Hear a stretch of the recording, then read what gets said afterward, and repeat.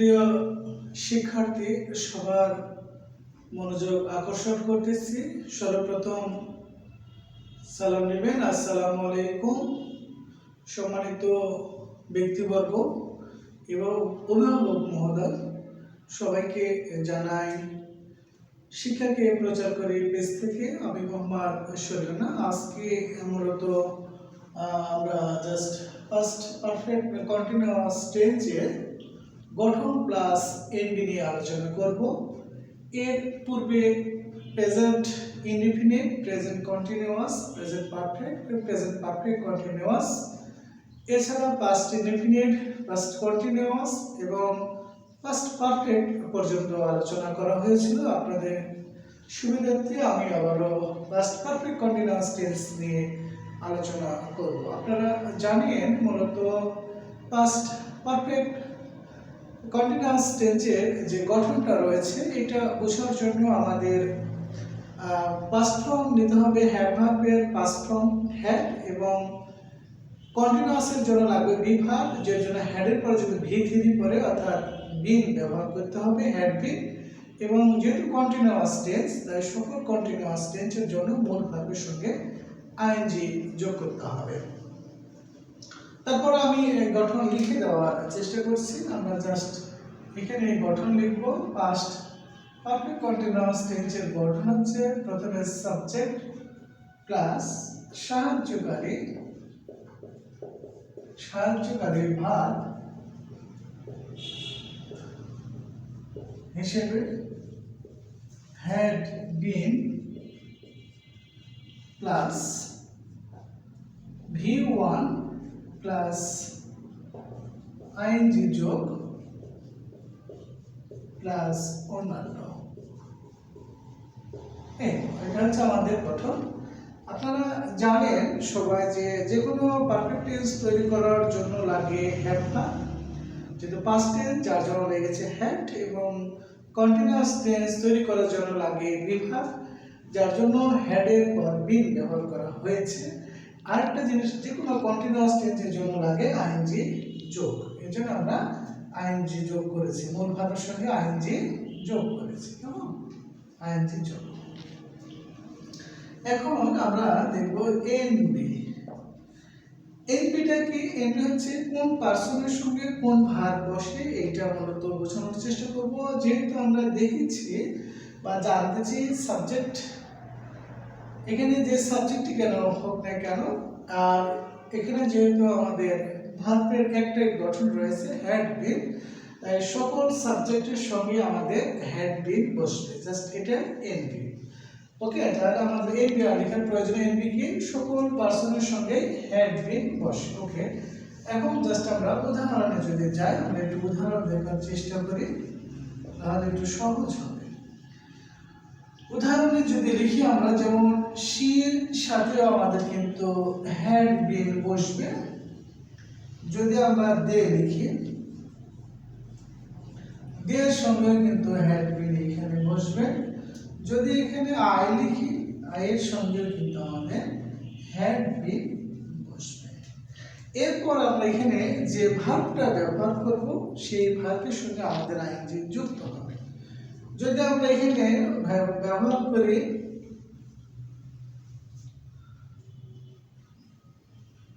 টিস verb, যদি আমরা এখানে ব্যবহার করি, যদি আমরা এখানে এটা হচ্ছে মূল ভার্ব, টিস হচ্ছে আমাদের মূল ভার্ব। কেমন? এই টিস ভার্ব যদি ব্যবহার করি, তাহলে এই মূল ভার্ব, এই যে V1 মূল ভার্বের সঙ্গে আইএনজি যোগ হবে। তাহলে কি হচ্ছে আমাদের এখানে? টিচিং। কেমন? এটা হচ্ছে আমাদের টিচিং। তারপর এখানে অন্যান্য, দ্যাটস মিন্স এখানে অবজেক্ট বা অন্যান্য বসবে। শি হ্যাড বিন টিচিং আস, আমরা লিখতে পারি এখানে আস ইংলিশ। কেমন? তাহলে এখানে আমরা আস ইংলিশ, আস ইংলিশ। আমরা দেখছি এখানে সাধারণত দুইটা অবজেক্ট পাচ্ছি, একটা হচ্ছে আস আর একটা হচ্ছে ইংলিশ। অবজেক্ট সাধারণত দুই প্রকার, একটা হচ্ছে ডাইরেক্ট অবজেক্ট আর একটা হচ্ছে ইনডাইরেক্ট অবজেক্ট। এগুলো নিয়ে পরবর্তীতে আলোচনা করব। তারপর আমি একটু আলোচনা করছি জাস্ট ব্যক্তিবাচক অবজেক্টকে সাধারণত ইনডাইরেক্ট অবজেক্ট বলা হয়, আর বস্তুবাচক অবজেক্টকে সাধারণত ডাইরেক্ট অবজেক্ট বলা হয়। সুতরাং আজ হচ্ছে ইনডাইরেক্ট অবজেক্ট আর ইংলিশ হচ্ছে ডাইরেক্ট অবজেক্ট। সবাইকে অসংখ্য ধন্যবাদ। এটা জাস্ট আমাদের গঠন প্লাস এমভিউ হয়ে গেল। এখন যদি আমরা এই তিনটা বাক্য থেকে যদি একটা বাক্যকে আমরা নেগেটিভ করতে চাই, আমরা সাধারণত এক নম্বর বাক্যটাকে অর্থাৎ 2 নম্বর বাক্য যেটা রয়েছে, 2 নম্বর বাক্য না দেখে 1 নম্বর বাক্য যেটা আছে এই বাক্যটাকে আমরা সর্বপ্রথম নেগেটিভ করব। একটা দেখলে না, 1 নম্বর বাক্যটাকে আমরা প্রথমে নেগেটিভ করব। যখন নেগেটিভ করব তখন সাবজেক্টের পরে এখানে যেমন হ্যাড আবার হচ্ছে বিন, তাহলে দুইটা সাহায্যকারী ভার্ব রয়েছে আর এখানে একটা হচ্ছে প্রিন্সিপাল ভার্ব রয়েছে, মেইন ভার্ব। তো যে কোনো বাক্যকে নেগেটিভ করার সময় আমাদের একটা মাত্র ভার্বের পর নট বসবে। সুতরাং এখানে হ্যাডের পরে নট বসবে, কখনো বিনের পরে নট বসবে না। তাহলে আমাদের এখানে আছে হ্যাড নট বিন। কেমন? এইটুকু নিয়ে নিলাম এবং বাকি যে ফর্মটা রয়েছে ঠিক সেম থাকবে, কোনো পরিবর্তন হবে না। ওকে, এখন যদি আমরা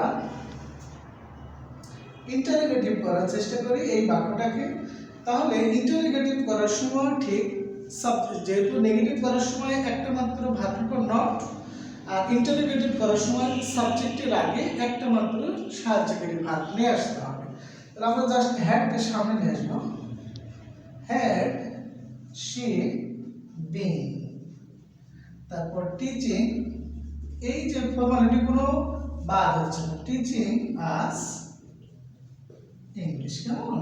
এগুলো কোনো পরিবর্তন হচ্ছে না এবং বাক্যের শেষে কোশ্চেন মার্ক বসবে। তাহলে আমরা নেগেটিভ করার নিয়ম শিখলাম যে একটা মাত্র সাহায্যকারী ভার্বের পর নট, শুধুমাত্র এই যে টেন্স দিয়ে নয়, প্রত্যেকটা টেন্সের ক্ষেত্রেই এটা হবে। আর ইন্টারোগেটিভ করার সময় সাবজেক্টের আগে একটা মাত্র সাহায্যকারী ভার্ব। এখন আমরা যদি একসঙ্গে ইন্টারোগেটিভ প্লাস নেগেটিভ করি, এটা দুইটা নিয়ম হয়। একটা হচ্ছে সাধারণ বেসিক নিয়ম, যেটা এই নিয়ম আমরা করতে পারবো, আর একটা হচ্ছে ট্যাগ কোশ্চেনের নিয়ম। জাস্ট আমরা প্রথমে এই নিয়মটা দেখি। এটা দুইটা নিয়ম আছে। প্রথম অবস্থায় যেহেতু আমাদের ইন্টারোগেটিভের জন্য হ্যাডটা আগে নিতে হবে, তারপর সাবজেক্ট। এখন নেগেটিভ করার সময় এই যে হ্যাডটা নিলাম আগে এবং নটটা এই যে পরে আছে, তাহলে একটা ভার্বের পরে তো নট বসবে, তাই না? আর ওই ভার্বটা আমরা আগে নিয়ে নিয়েছি ইন্টারোগেটিভের জন্য, তাহলে আমাদের এখানে নট বসবে। যে নিয়মগুলো রয়েছে জাস্ট সেটাই বসবে। Been teaching us English, question mark. কেমন? অথবা আমরা এইটাকে ট্যাগ কোশ্চেনের নিয়ম করতে পারি। হ্যাড, এখানে হ্যাড নট আর করা যাবে না, শর্ট ফর্ম ইউজ করতে হবে হ্যাডেন্ট, এবং এটা একসঙ্গে যুক্ত থাকবে। কেমন? হ্যাডেন্ট, তারপরে এখানে হচ্ছে সে, যেহেতু নটটা নিয়ে নিচ্ছে দরকার নাই, এখানে লিখতে হবে বিন। বিন এই যে টিচিং আস। তো আশা করি আপনারা সবাই বুঝতে পেরেছেন।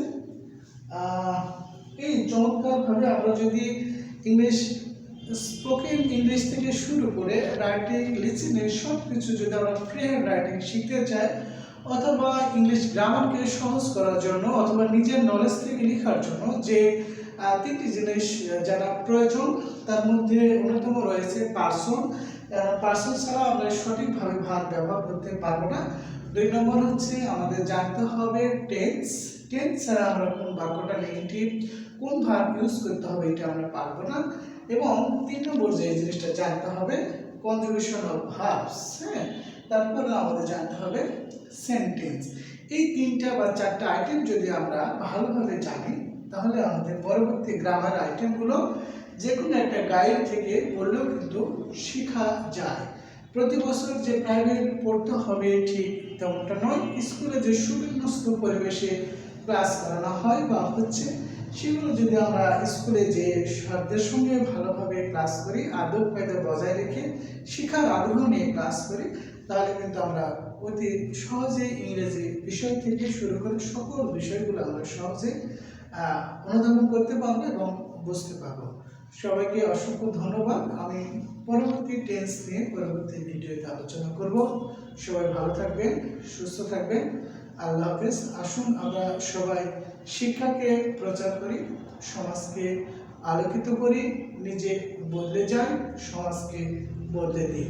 পুনরায় সালাম গ্রহণ করবেন। আসসালামু আলাইকুম ওয়া রাহমাতুল্লাহ। আল্লাহ হাফেজ।